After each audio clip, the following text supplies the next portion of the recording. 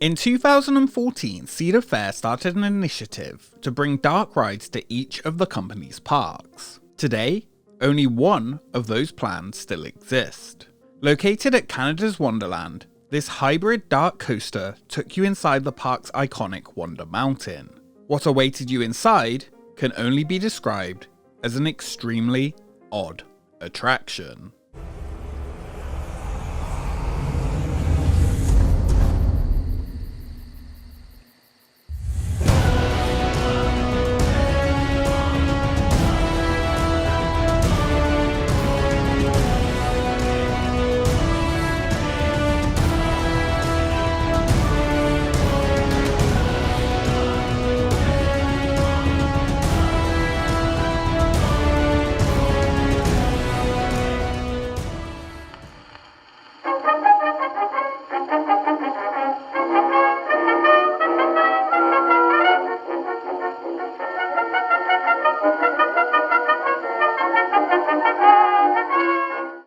Located around 15 miles north of Toronto, Canada's Wonderland opened in 1981 to fill the void for regional seasonal amusement parks in the area.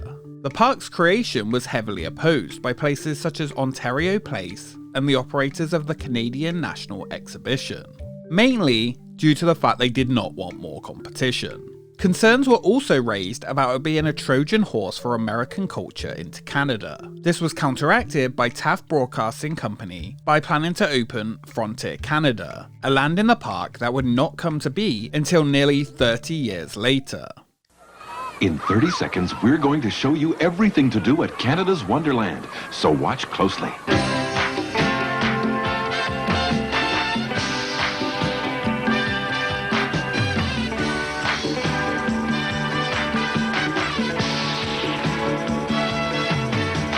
Well, we couldn't show everything in 30 seconds, so you'll just have to come out and see all of Canada's Wonderland for yourself. Canada's Wonderland opened in May 1981 as a sister park to Kings Island and Kings Dominion. However, this time it was decided that it would not have a replica of Paris's Eiffel Tower as its icon. Instead, the park's designers would choose to build a massive mountain called Wonder Mountain.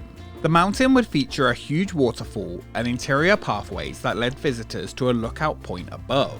The entranceway down International Street is full of fountains, and the impressive mountain at the backdrop creates one of the best theme park entranceways in the world. Wonder Mountain originally was planned to contain a Bavarian market, along with offering the Wonder Mountain walkway to the viewing spots that took you behind the falls and to the top.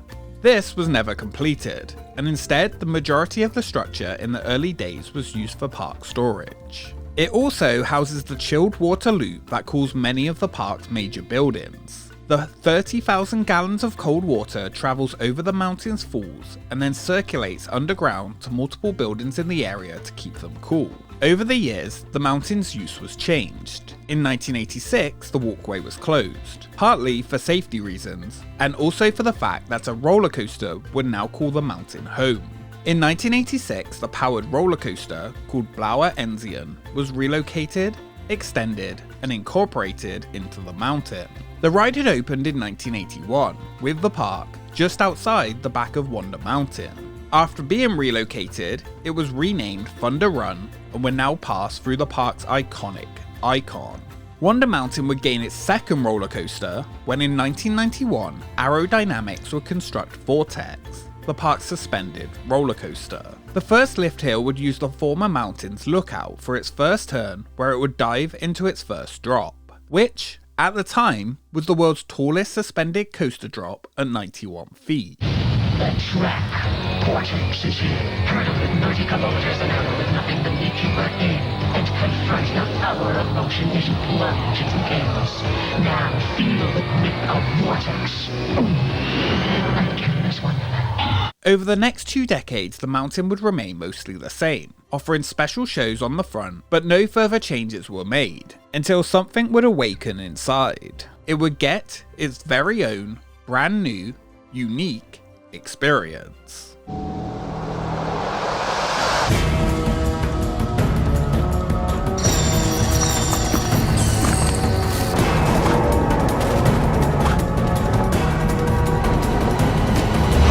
Canadian company Triotech was founded in 1999 by brothers Frederick and David LaChance, along with their partner Ernest Yale in the brothers' garage. The company would design, develop, and sell interactive attractions, XD theatres, and motion theatres for arcades. They became a leader in arcade video game technology throughout the world as one of the only companies to combine arcade machines and theatre, such as one of their first offerings, the Mad Wave Motion Theatre, that launched in 2003. Since forming, Triotech's revenue doubled each year, from $300,000 in 1999 to over $6 million in 2004. During their first year in business, the company drove 4 of their Cyberpod prototypes to Atlanta to display them at IAAPA. They had no way of getting them back, and they had to be sold. All of them were, to one distributor, and the success continued ever since. Triotech would also develop and create its own 3D animation for use in its own products, which in 2006 they would expand into a fully fledged in-house animation studio.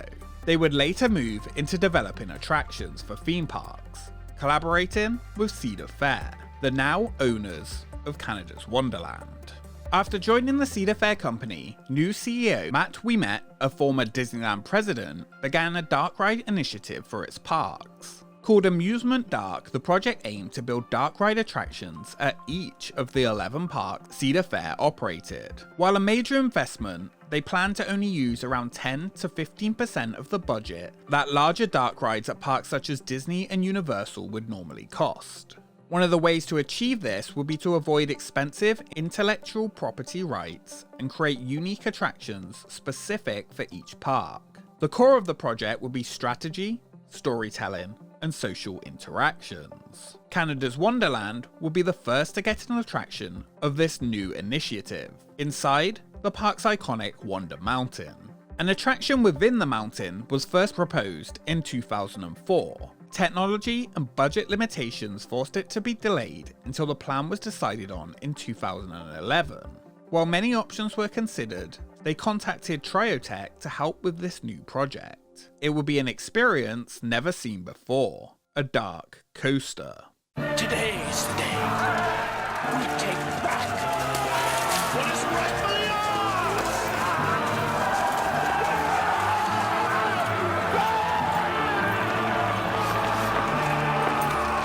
Hey guys, sorry we're not open yet. Knights, scale the wall! No, don't. We'll be open soon. You'll believe in dragons. Connect with a new reality in the 4D Wonder Mountain's Guardian. Get your season pass today at canadaswonderland.com. The construction was discovered by fans of the park in 2013, when work was seen to be happening on the mountain. Several holes had to be drilled and cut out of the now over 30-year-old Wonder Mountain. The new attraction would be officially announced on Breakfast TV in the Toronto area in August 2013. The new offering, costing 10 million Canadian dollars, would be a 4D interactive roller coaster and dark ride hybrid known as Wonder Mountain's Guardian. This is an attraction that is best experienced without prior knowledge of what happens within.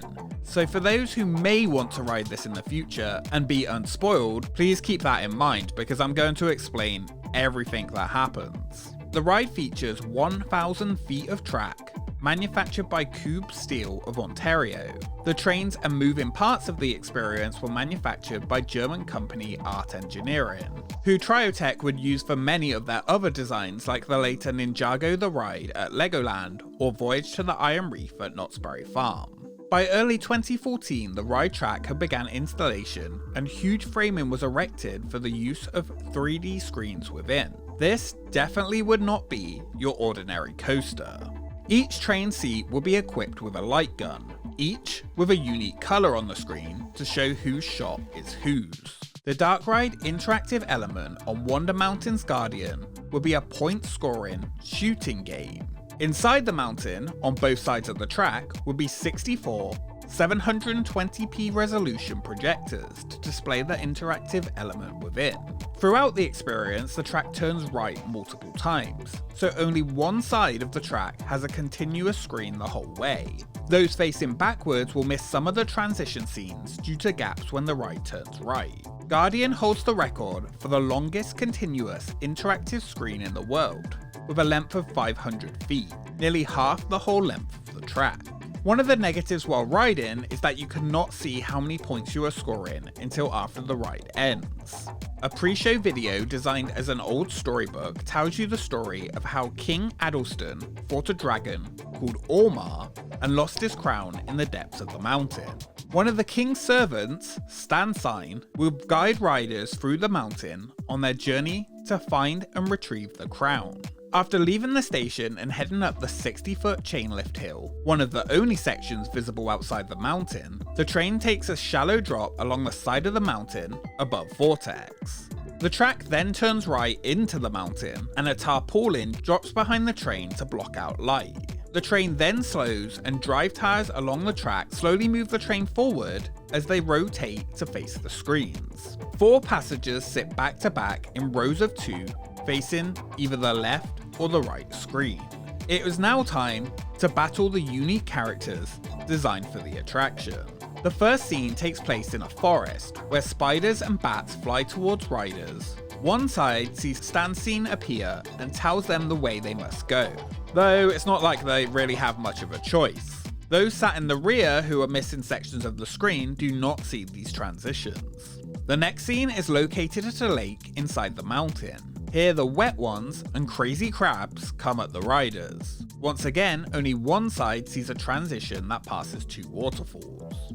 The third and final scene has riders face Draconians, defenders of the Draconian city, as well as archers. Finally, the gold crown can be found, and Ormar arrives and breathes fire towards it.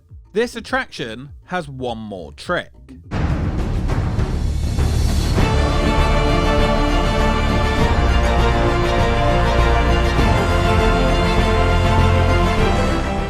Directly after Ormar breathes fire, the ride track drops 30 feet with a movable freefall experience. This is actually the largest roller coaster freefall drop on any that exist in the world, beating 13's, Hagrid, and Verbolten, as well as others, by nearly double the height. This was chosen due to the tight space available to work with within Wonder Mountain. Throughout the experience, it also features special effects such as wind to add that 4th theme park dimension. After the drop track, the ride returns to the station and riders can see their score. The long continuous screen, on one side, gives the impression you are descending deeper into the mountain. The shooting section is quite slow, and those going in expecting a roller coaster because you can see that outside may be quite surprised by what awaits inside. The Triotech interactive section was modified to fit these coaster trains, and is essentially the same experience you could find in multiple other of the manufacturer's offerings. This time, it was just combined with a coaster. The content for Guardian is related to the dragon elements that we have on the mountain now. So there's a dragon in Thunder Run, we had a dragon in the Starlight Spectacular show. So we wanted to keep that theme of having a dragon somewhere in the building. A harsh Toronto winter delayed construction of the ride, and it opened a few weeks after the park did for the season, on May 24, 2014. The ride has had quite a few technical issues since opening, and is regularly down for maintenance. When opening, Fast Lane was available, but within the first week it was removed. The queue to ride this attraction is an excruciatingly slow experience waiting to load one of the 5 trains that operate. It only has a maximum capacity per hour of around 650 riders at best.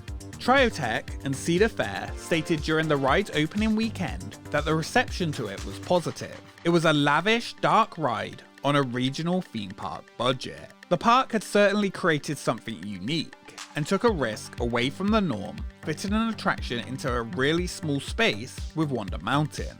The payoff, though, is hard to judge. There is no other way to really say it. Wonder Mountain's Guardian is a weird ride. It isn't a good coaster, and it isn't a good dark ride.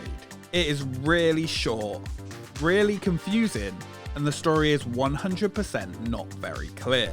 While I will commend the park for trying something different, as it is certainly unique, the first time I rode this, I went into it not knowing a single thing about what it was, and I really just came off confused. I wouldn't say disliking it, but just not loving it either. I can, however, see its appeal for younger riders with its 42-inch height restriction, and hey, at least it did more than 13 at Alton Towers. But Okay, let's go. Ah! Oh! Oh! Ah! Kidding, I love you really, 13. Guardian, however, offers just too short of an experience for the hybrid ride within. One that could actually be quite good if it was longer, but here, it just really isn't. The unique all-screen attraction was easily reprogrammable to different movies due to its lack of any physical sets within the attraction. During the park's Halloween celebration, the ride is switched to Zombies 4D, where points are given for shooting zombies and not shooting civilians. This time a survivor directs you through the experience. It's basically the same, except even more boring because the whole thing is just zombies. Today, the attraction is looking quite run down, and continues to have multiple maintenance issues forcing the ride's closure. I urge you though, if you have the chance when visiting Canada's Wonderland, to at least give it a try for a very unique experience. The best way to go in is not knowing anything about what awaits inside. However, if you're at this point in this expedition, it might be a little too late for that. The Cedar Fair Dark Ride Initiative continued the following year with Voyage to the Iron Reef at Knott's Berry Farm. It was again a shooting ride similar, but without the coaster element. It was quite poorly received and closed in 2020, just 5 years later, to be redone once again by Triotech as a revival of Knott's Berry Tales. During the 2014 season, Canada's Wonderland attendance dropped by 1%. The previous rise would be in 2012, when the park opened Leviathan, somewhat proving that big coasters were the way to go, a strategy Cedar Fair had used with success for many years, and now continues to do so again. Cedar Fair's Dark Ride initiative to make budget dark rides at all Cedar parks was a failure, and after just 2 attractions open, was never heard from again. The only attraction left of part of it is now the hybrid coaster Wonder Mountain's Guardian at Canada's Wonderland, which was now a mountain with 3 different roller coasters passing through it. Just that one of them was a little bit weird.